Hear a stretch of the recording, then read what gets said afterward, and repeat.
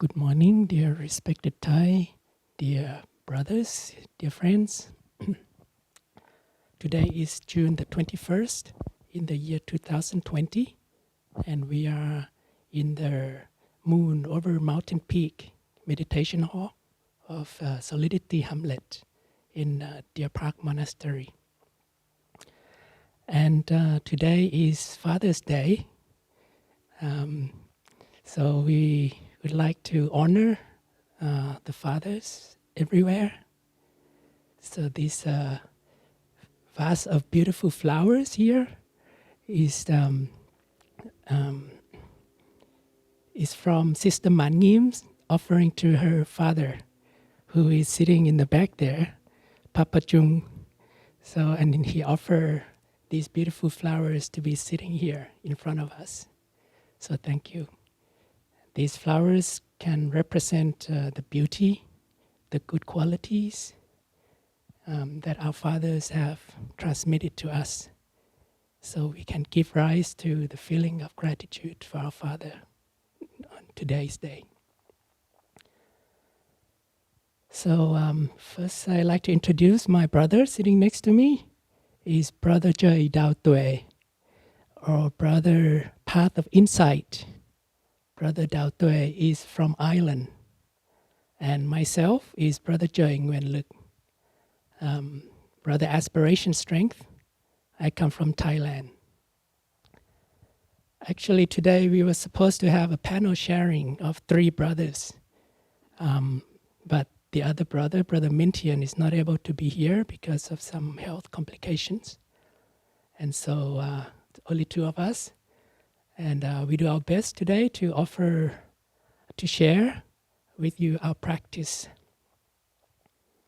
So a number of weeks ago, we were given a list of questions and challenges posted by our Wake Up community. And we were asked to address these topics, these questions. And so for me, I looked into the topics and I decided that I would like to share on the topic of self-love and self-acceptance. The reason I feel resonated with this topic is because it is something that has been a focus in my practice for quite some time. And also I recognize the tendency in myself to be quite harsh on myself. Whenever I make a mistake or make a wrong decisions or unskillful, I tend to be very harsh on myself. And also sometimes when there's a situation that brings about pain and suffering, it's kind of like the first arrow, being struck by the first arrow. And if I'm not mindful, I will add a story to it. I will analyze it. I will judge myself, etc. And that is the second arrow. And also sometimes I can add the third arrow, which is to judge myself or judging myself, thinking how terrible I am for not practicing well, for judging myself like that.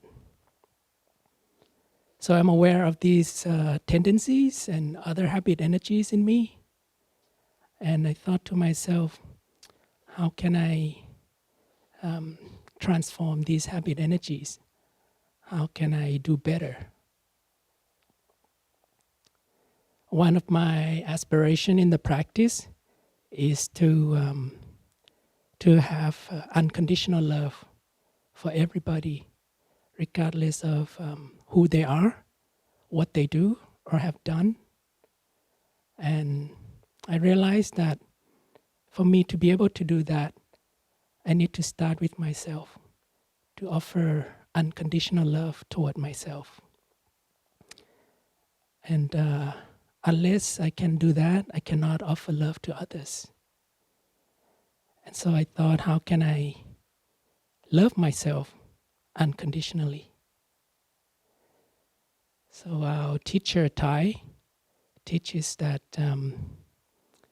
understanding is the foundation of love. And to love is to understand. So I ask myself, how can I understand myself? What am I made of?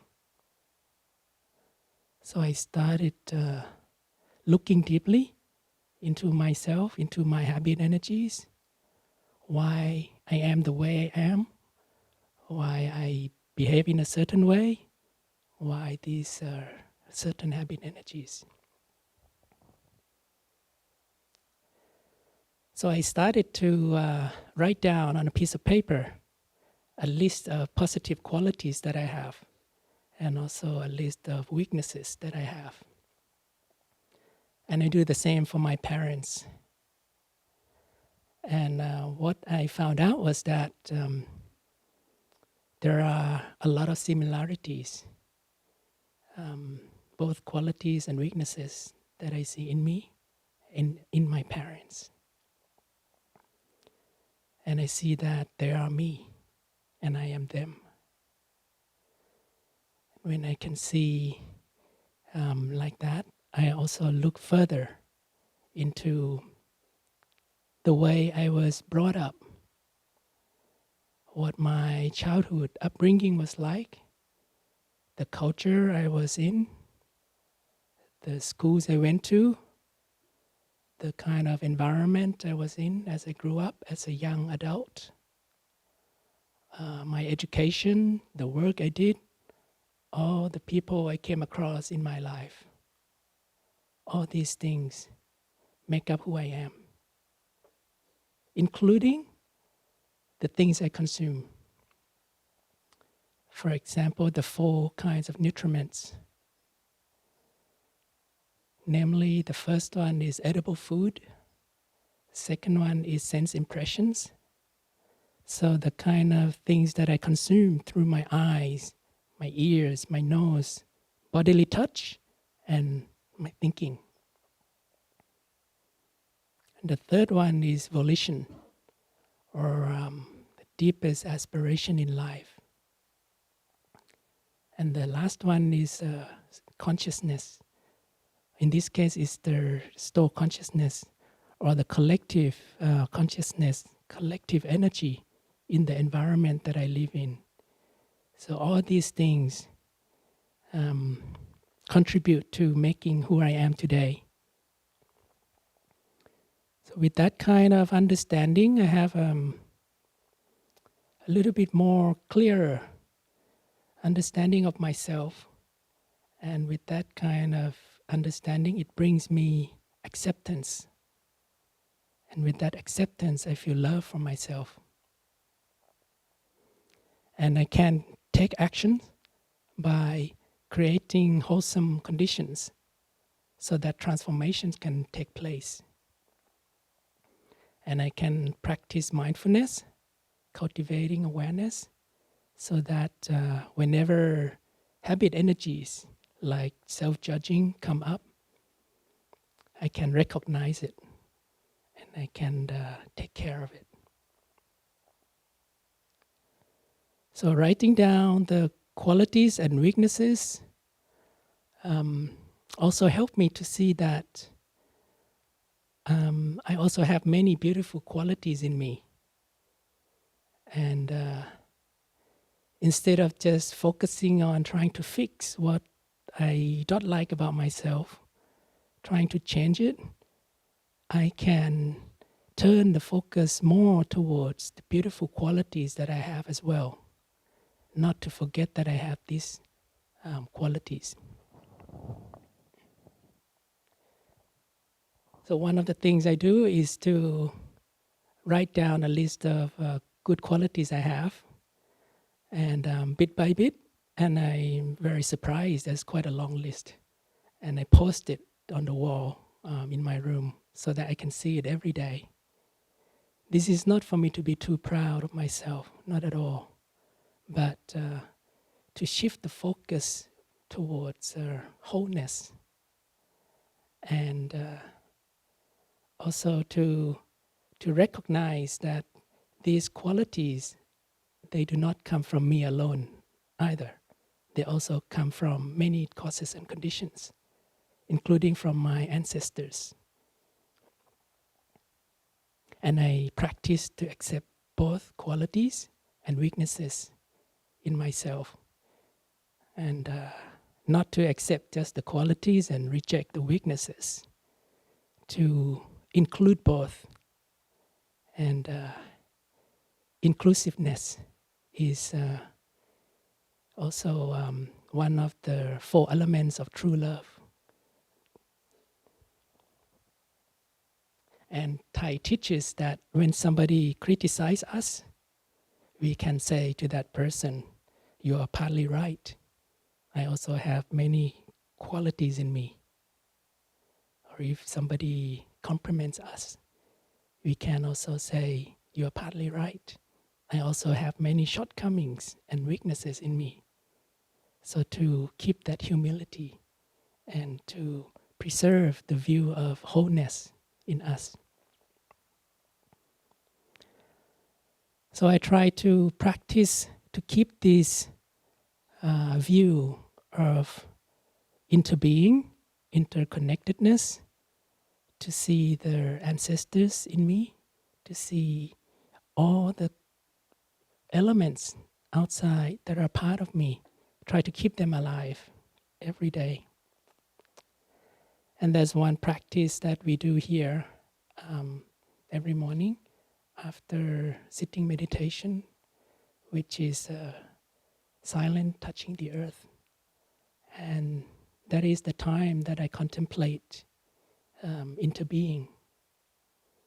With the first touching of the earth, I contemplate getting in touch with my blood and my spiritual ancestors that are in me, all their qualities and weaknesses.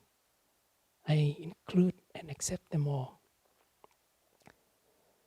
The second touching of the earth, I get in touch with all animals, minerals, plants, and everything on earth, and all human beings, all beings on earth that are alive in me, right here, right now. And the third touching of the earth, I get in touch with the no birth, no death nature. And to recognize that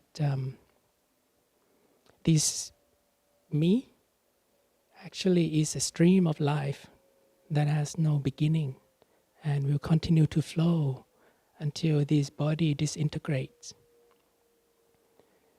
So I try to practice in such a way that this insight of interbeing is alive in me all the time. And with that understanding, I see the causes and conditions. I can understand, I can accept, and I can love myself more.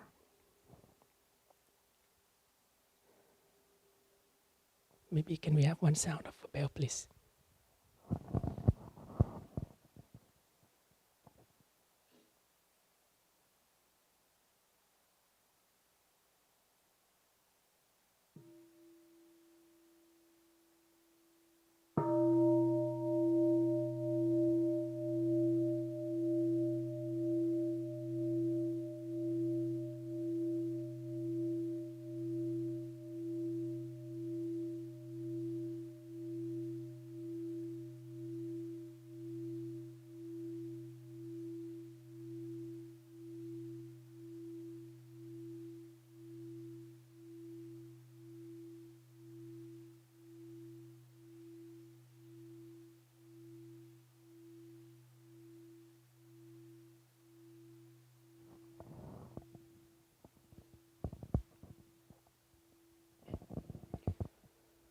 So Thai teaches that to love is to understand, and to love is also to be there. To be there, to offer our presence to our loved ones, that is the best gift we can offer. So I remember on the day before I ordained, became a monk, there were 8 aspirants. There were 8 of us. We were in Thai's hut in Plum Village. And each of us were given a calligraphy from Thai.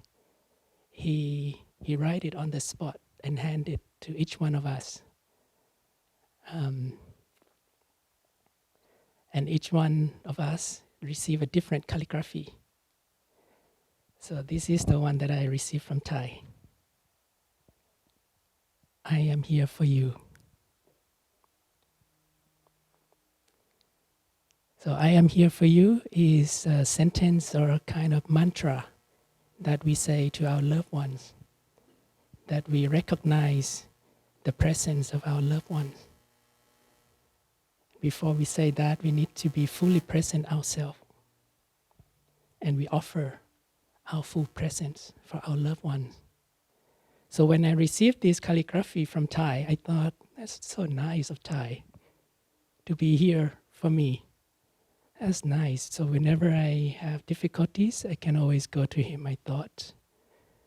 But later on, I felt, well, it's not exactly always easy to approach Thai physically. Sometimes he has many things to do as well. So later I thought, he also means he's there for me, in me. He's always there in me. Whenever I need him, I can always ask Thai in me. Or if I face some difficult situation, maybe I can ask Thai, dear Thai, what should I do in this situation? If you were in my shoes, what would you do? And usually he would answer, dear my child, please come back to your breathing.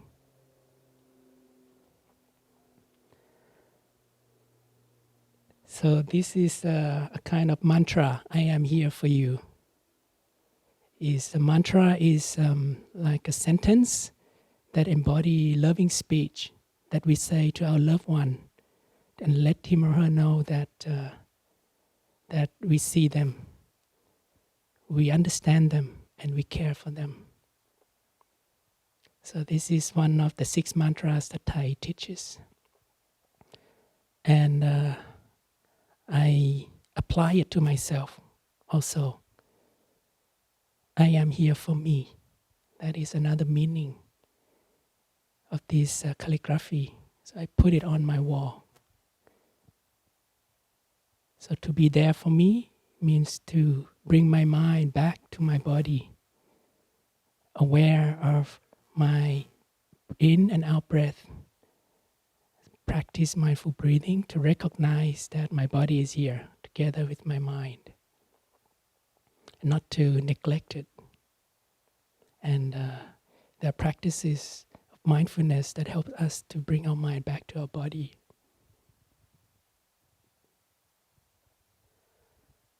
So to be there also means to be there for our body, for my body. And that is to not neglect that my body is here and not to have my mind elsewhere, to bring my mind back to my body, and to recognize the presence of my ancestors in me, and to appreciate this body in here, alive, in this moment, and to do all I can to take care of this body, to consume healthy food, to exercise regularly.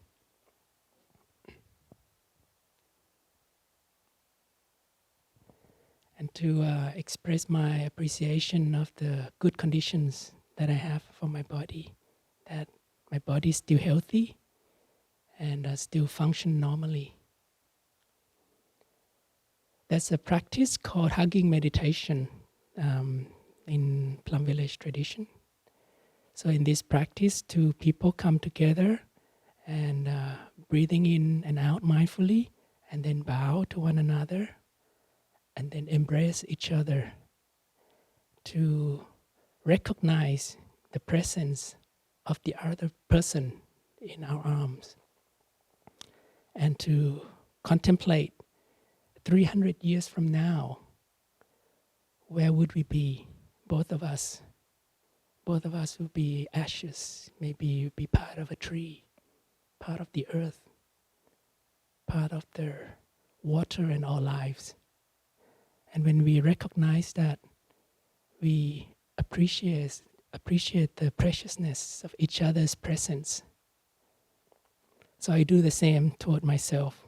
I practice self-hugging meditation almost every day. And I breathe in and out. And I say the mantra, I am here for me. I also say another mantra that we say to our loved ones, which is, I know you are there, and it makes me very happy. But I say, I know I am here, and it makes me very happy. And I want to live life to the fullest, to be there for my body, truly. So to be there, to love my body, to love myself, is also to make myself happy. One of the ways that I do is to practice loving kindness toward myself. I often do that, just sending me wishes and intention for well-being, for happiness. But intention alone is not enough. Loving kindness, I must have capacity to make myself joy and happy. And joy, loving kindness is the first element of true love. And joy is the third element of true love. So in relating to myself, if I keep making myself suffer, then that's not true love.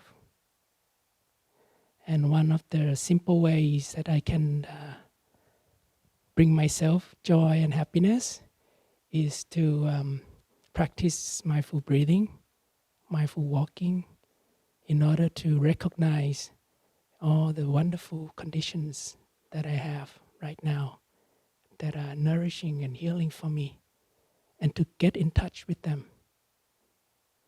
And for example, I can go for a walk in nature. It is very healing, very nourishing, touching the beauty around me. So that brings me a lot of joy and happiness. And there's another practice that I do also. Whenever somebody greets me or asks me a question, how are you? Sometimes I don't answer directly. I might pause a little bit, and then I will look at my hands. Yeah, I have 5 fingers, still intact. That's good enough reason to be happy. Or I might say, I have food to eat. I have fresh air to breathe. I have clean water to drink. That's good enough reason to be happy, regardless of my mood at that time. But I make this question, how are you, as a bell of mindfulness for myself, to remind myself of the good conditions that I have. And by saying that, it helps me to be reminded. And it brings me a little bit of joy and happiness already.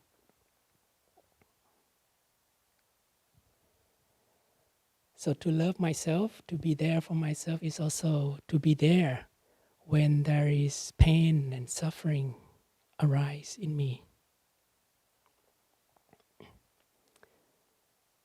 And there's another gatha that we say, another mantra that we can say to our loved ones when we see that our loved one is suffering.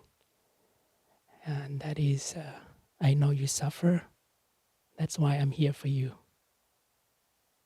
So I say it to myself, I know I suffer, that's why I'm here for me.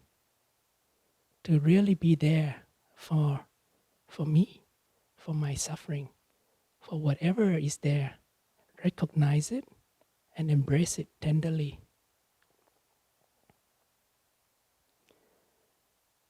And not allowing the second or the third arrows to be shot, because that suffering is already the first arrow. Just to take good care of it, be there, and treat it gently. I can say to myself, I can say the name of that emotion. Let's say if it's a sadness, I can say, my dear sadness, I'm here for you, and I will take good care of you. And I try to make it concrete. Sometimes I would put my hand on my belly, just aware of my belly rising and falling as I breathe in and out. Pay attention to the belly rising and falling instead of paying attention in the head area. So bring it down to this level. I may smile at my emotion, or I may write it down. Sadness, my dear sadness, I am here for you. I try to make it as concrete as possible. I may practice slow walking, meditation, just to slow my body down, to calm my body down. And slowly, bit by bit, the emotions is calm. And when my emotion is calm, I can start to look deeply into it, the causes and conditions. Look into the situation. Perhaps there's a misunderstanding. Perhaps there is unskillfulness or wrong perceptions. And then I can also look deeply into that suffering, to look at its nature, its roots, its impermanence nature, its interbeing nature. And sometimes I see that it's the same kind of suffering that my parents carry, and it's been transmitted to me. It may be the wounded inner child in me, and it may be the wounded inner child of my parents, of their parents. And I want to listen to him, to my wounded child, tenderly. Listen to him deeply. Take good care of him.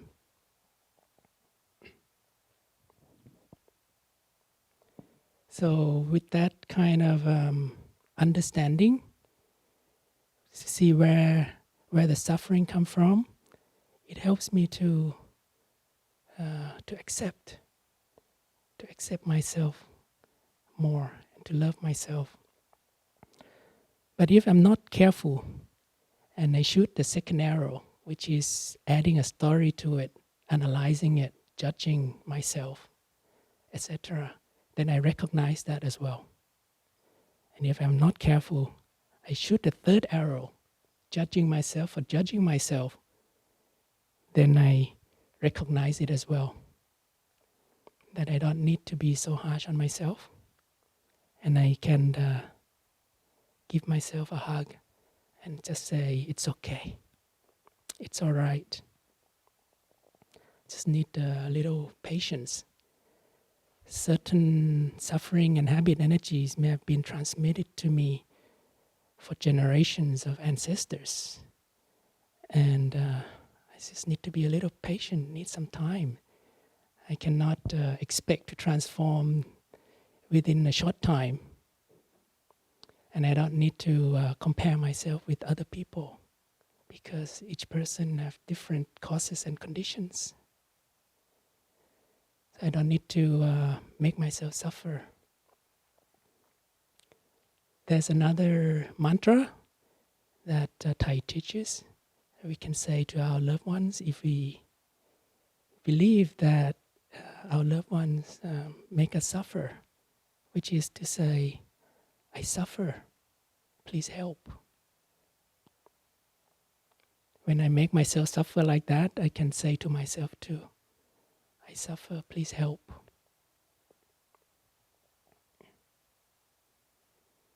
May I have another bell, please?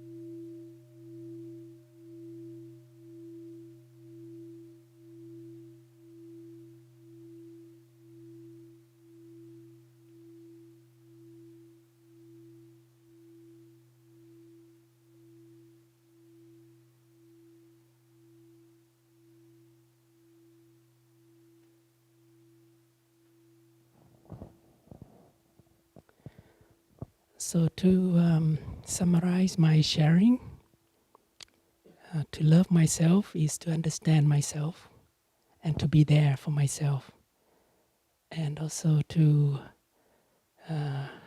have the four elements of true love for myself, which is the loving kindness, compassion.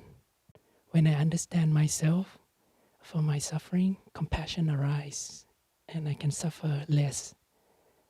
And the third element is joy.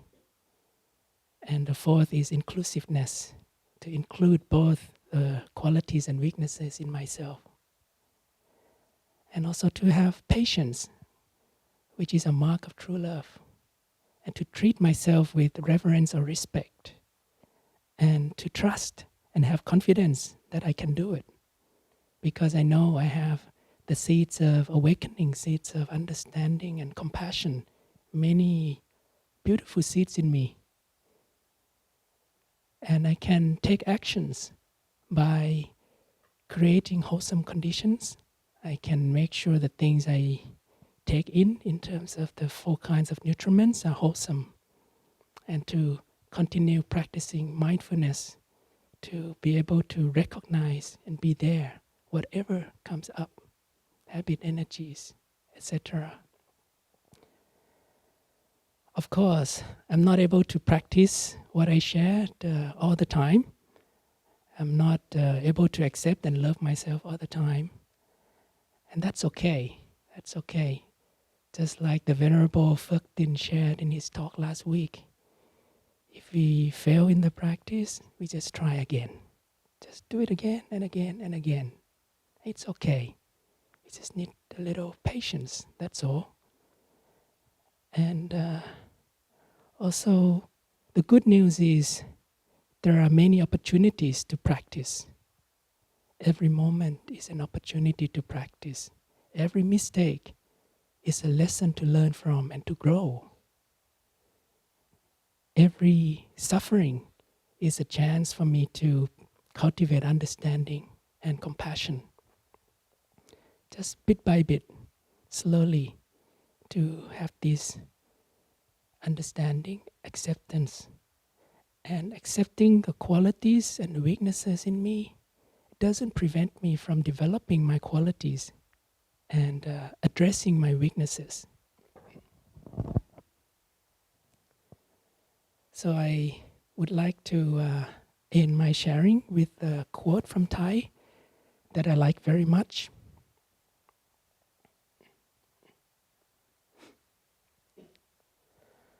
To be beautiful means to be yourself. You don't need to be accepted by others. You need to accept yourself. When you were born a lotus flower, be a beautiful lotus flower. Don't try to be a magnolia flower. If you crave acceptance and recognition and try to change yourself to fit what other people want you to be, you will suffer all your life. True happiness and true power lie in understanding yourself, accepting yourself, having confidence in yourself. Thank you for listening.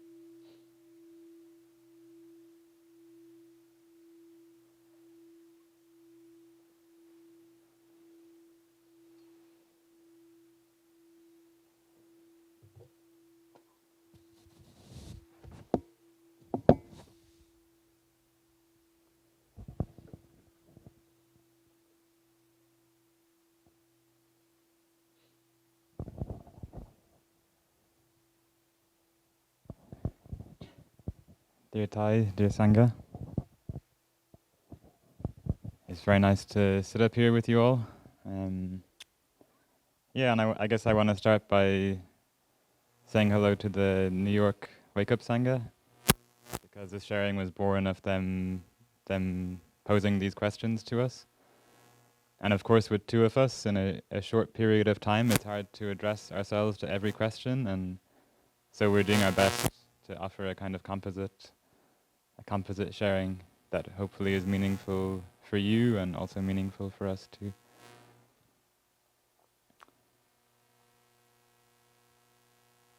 Yeah, so looking over the questions, it seems like the world has changed a lot since the questions were posed a few weeks ago. But looking over them, I guess some themes that stuck out for me were something about living together. Perhaps living together in closer quarters, being in conflict or being isolated. Yeah, and how we cope with that and how we practice with that. And I think that certainly is a theme that comes up in my practice a lot, living in Plum Village. We live in kind of close quarters together. Most of the time I've lived with 4 to a bedroom. With personal space just consisting of your bed box.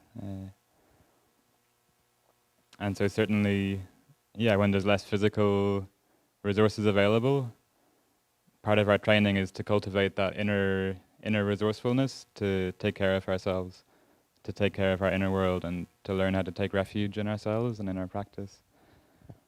But I've been imagining the people that wrote some of those questions in New York City,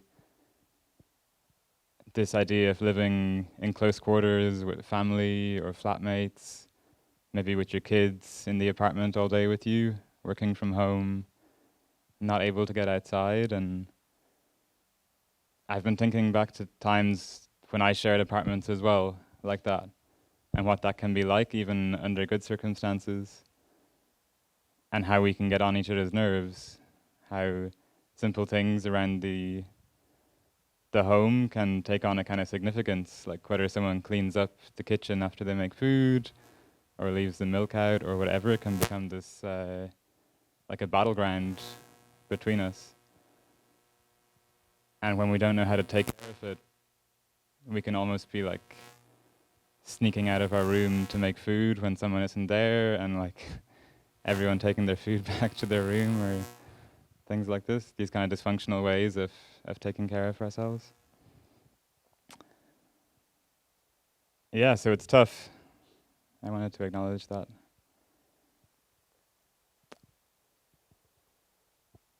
And I was thinking about how we take care of conflict as well. I think we all seem to have different dispositions when we are in conflict with each other, different ways of dealing with that conflict.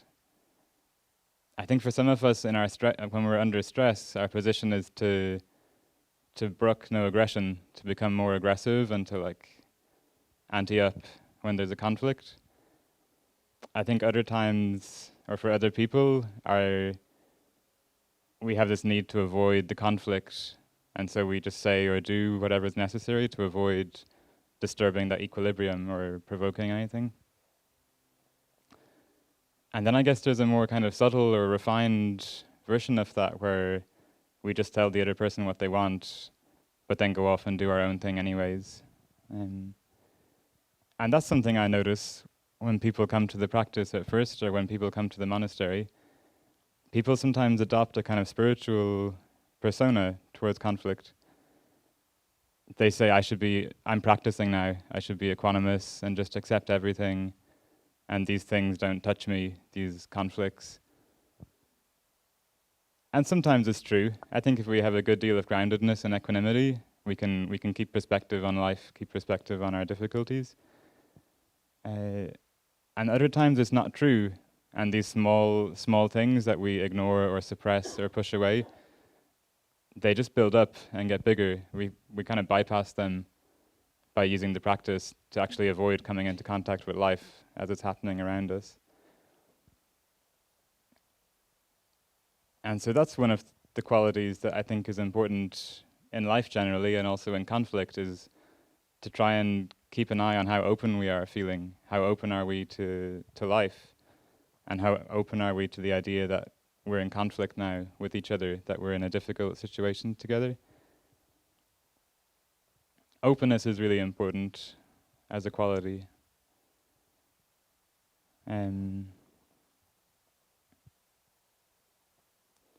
We have a sutra that we focus on in Plum Village that we recommend to ourselves on the 5 ways of putting an end to anger for when we are feeling angry towards someone. And I guess to practice that, we need a certain amount of openness in ourselves. A lot of the sutra involves reframing or changing perspectives of how we see the other person, or seeing them more fully, and also selectively paying attention to their good qualities at the expense of their bad qualities.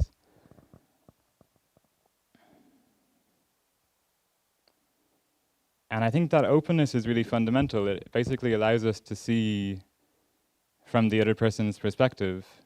I think initially when we're in conflict, we're hurting, and we're stuck very firmly in our own shoes and our own point of view. And it seems alien to us to try and consider it from the other person's perspective, as long as we're suffering like that.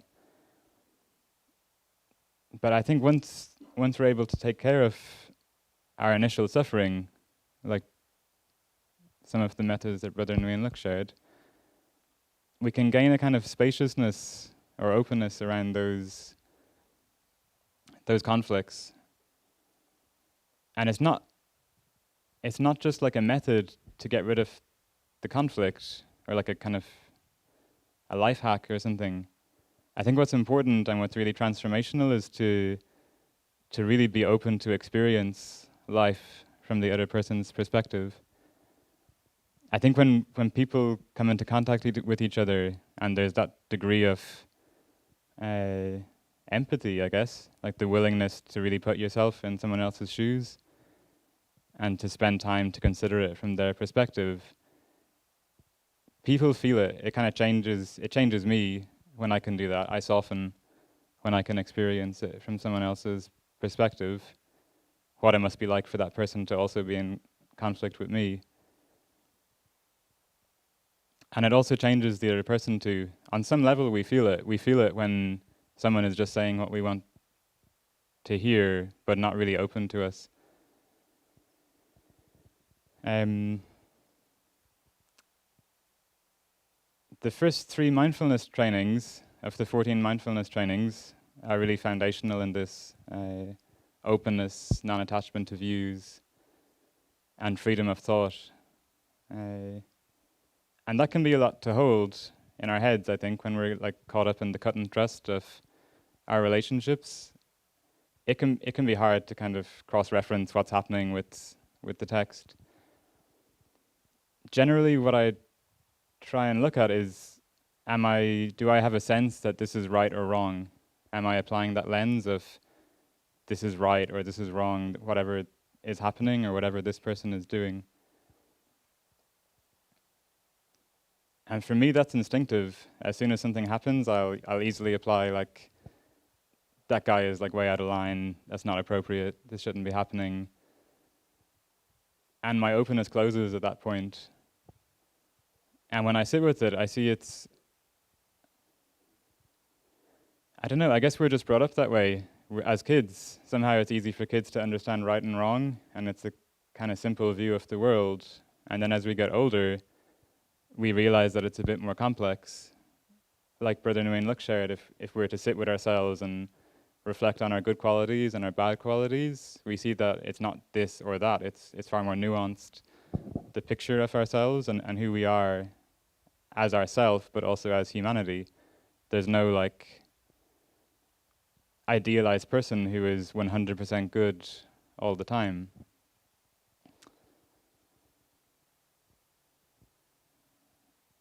And I think deep down it's applying that lens of right and wrong to situations is a way of us avoiding feeling vulnerable, to enter into a vulnerable space with ourselves and with other people when we're in conflict like that. And it's really tricky because it's not comfortable at all to feel vulnerable. Already we're in like a tense situation with ourselves and with whoever we're in conflict with. And then there's that invitation to become vulnerable and to experience it. And it's tough because there's a kind of groundedness in knowing what's right and what's wrong and what the appropriate thing is. And we can kind of retreat to that and sort of push towards some kind of outcome. It's something quite different to enter into a space with someone and be totally vulnerable, and even to recognize that we have our idea, but it might not be the truth about life. That might not be the final word on the kitchen, for example. Like if someone, I'm thinking of conflicts I had in apartments in the past when I was younger. Like whether someone cleans up the milk or not, that doesn't even make them a good person or a bad person. That's just like their style or their disposition, or whether they hoover once a week or vacuum or they don't. That's just them. It's not even a moral issue. But it's so easy for me to kind of fall into that and castigate the other person. And I think the pity about that for us, when we fall into that way of looking at things, is it kind of drains the color from our life. We lose that kind of openness to life, and we impoverish our experience of life. Life becomes less alive. It becomes kind of dead when we already know what should and shouldn't happen, and it's all preordained like that. What we lose is that sense of when we kind of harden our hearts like that in these situations, we lose that sense of curiosity about life, about the other person's perspective, and also that freshness just for whatever is happening in life as it unfolds by itself. And life becomes a drag, basically.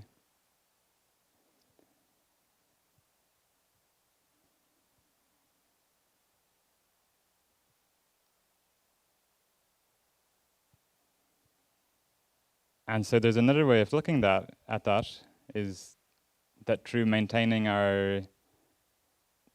contact with our sense of vulnerability, through not trying to immediately apply like the lens of right and wrong to the situation, we come more into contact with life, and through that we can learn and we can grow through these kind of situations.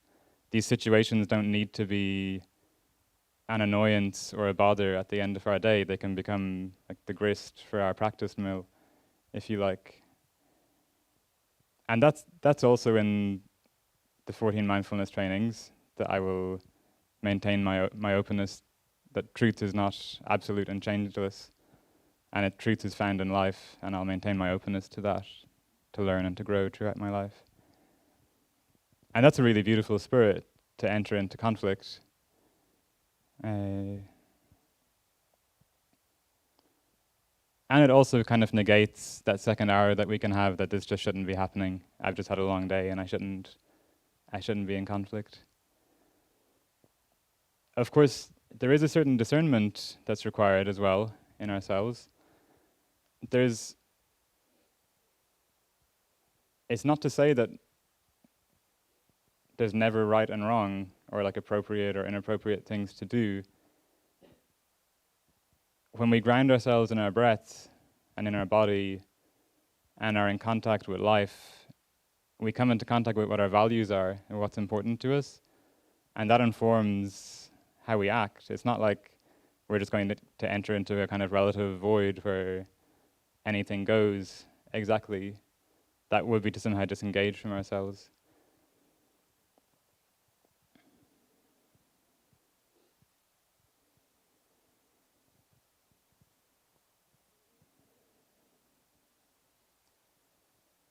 Yeah, another thing that can happen to us when we're in conflict is a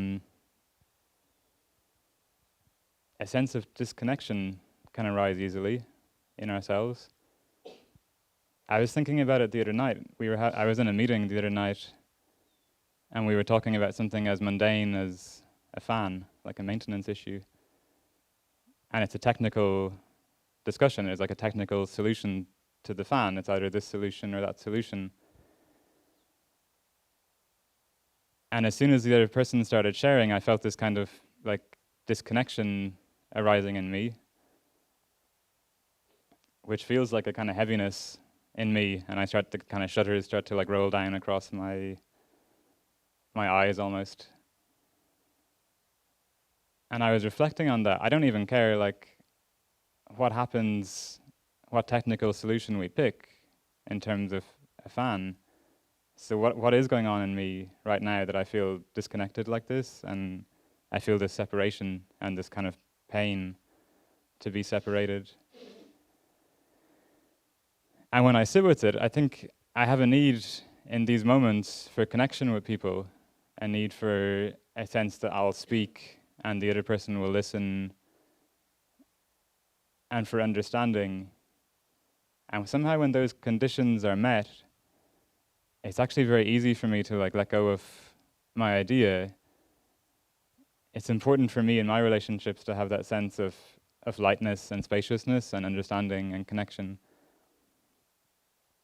And that's one of the things I've learned here living in Plum Village. When we have Bhikshu meetings, so meetings of the community to take decisions, the primary aim isn't to actually take a decision. The primary aim of the meeting, to my mind, is that we share and we understand each other, and that the meeting is a kind of vehicle for us to get to know each other and to understand each other more. And to do that, we propose topics, like it could be about a fan. And through the course of those discussions and seeing how people really feel, we somehow understand each other more and come closer to each other. And like Brother Nguyện was sharing about understanding and love, somehow when we understand each other well enough, we can love each other, and that sense of tension slips out of the discourse. It's easy for me to let go or to cede or to whatever when that connection is alive and vibrant with who I'm talking to.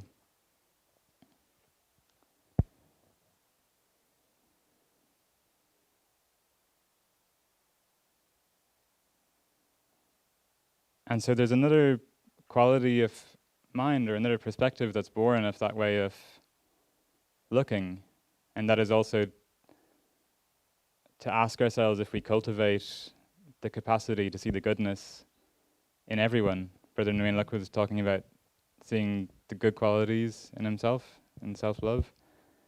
And I think a natural extension of that is that we also start to recognize what everyone else has to offer too.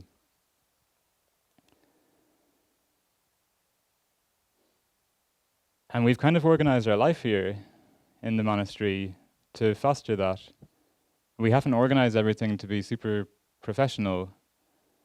If you walk around the monastery, you see all these weird plants growing, and there's no theme or no structure to it. It's almost like layers of archaeology, these strata of like, well, in 2017, the brother from Ireland was the landscaper. And the year before that, it was a Korean brother, and so on. And I just know Irish plants, so I plant Irish stuff, and someone else plants stuff that grows in Korea, and that's what we have. We have this strange hodgepodge of a garden up here. And maybe it doesn't conform to a certain, like a conventional aesthetic, but our aim as practitioners and as a monastery, as a community, isn't to grow beautiful, cogent gardens. Our aim is, to my mind, is to help people to be themselves and to express themselves.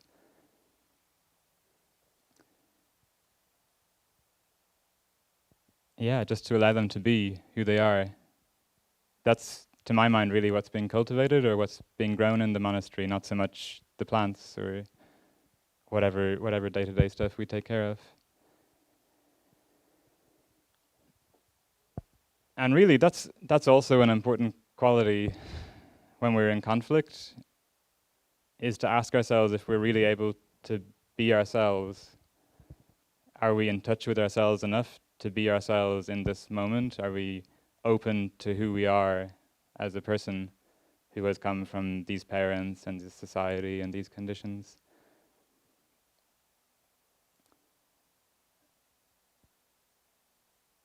I think we all know times when,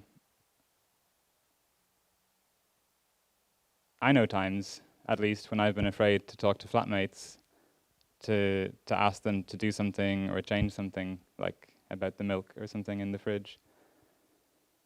And I think in those moments, the issue takes on an importance that it doesn't rightly deserve. Somehow some part of me gets invested in the argument. So if this guy doesn't accept my way of vacuuming the house, there's something wrong with me, or I'm a bad person, or something like that. And either I try and not approach the topic and it kind of builds up, or else I come on too strong, like kind of like the little rabbit that gets like a gust of courage and just kind of like blasts in. And I think on some level the other person feels it. They feel that the argument somehow isn't about the vacuum cleaner, it's about you somehow. And how could that person ever like address themselves to that topic by talking about a vacuum cleaner? Like, either they have to kind of give in and give you your way to avoid you feeling bad about yourself, or they try and stand in their own 2 feet, and somehow that denies who you are or is like a slight on you. And it's not true. I think we all know people that are grounded and at ease with themselves and who can very easily walk into, we'll have flatmates like that too, who can walk in and say, hey dude, you need to like clean up your crap when we're finished here, or like put away the milk. And there's no conflict, and it's received and it's accepted. And I guess on some level, it's not a big deal to them. They've given it just the importance that it has, that topic, and they're at ease and at peace with themselves. And of course, the result of that is when people come into contact with someone like that, it kind of generates ease or peace in them also. That's what kind of resonates with them.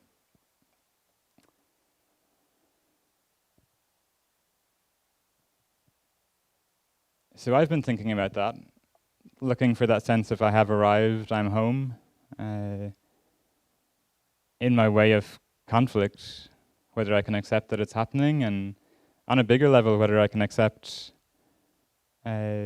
myself as I am and be kind of grounded in my perspective and be open to being vulnerable and to sharing my point of view, and also being open to receive back from the other person, not being afraid that if they don't agree with me that somehow there's something wrong with me or it'll cut off my life breath.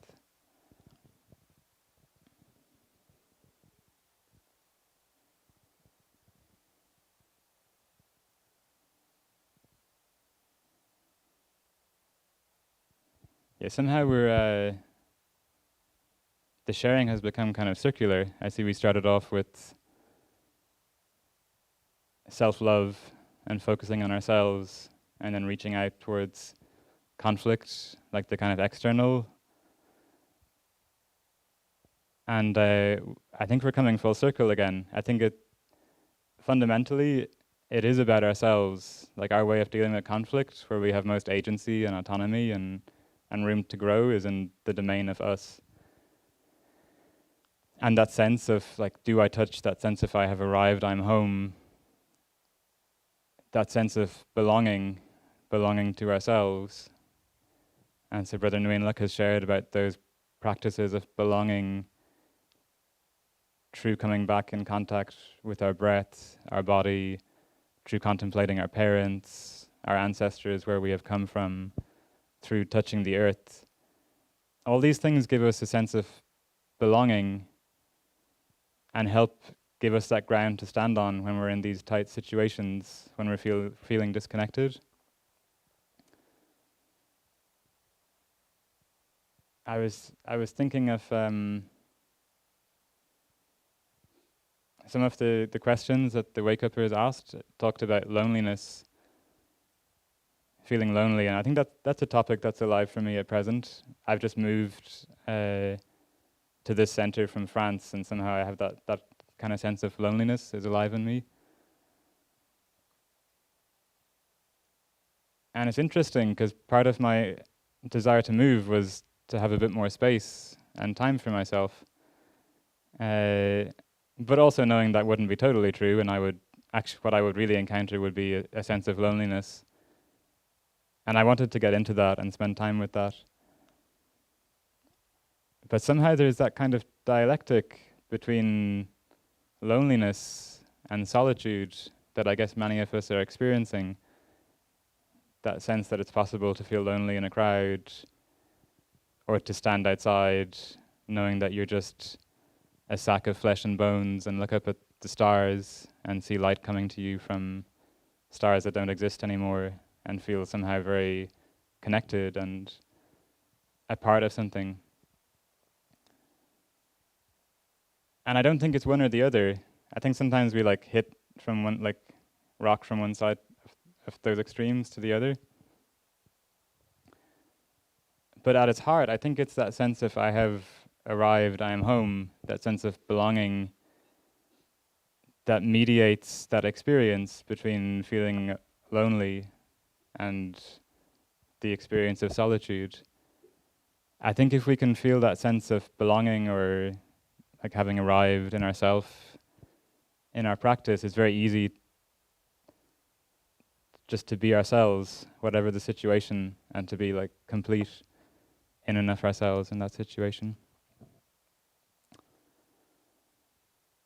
So dear Sangha, dear friends in New York, thank you so much for your questions, and we hope you're doing well and staying safe.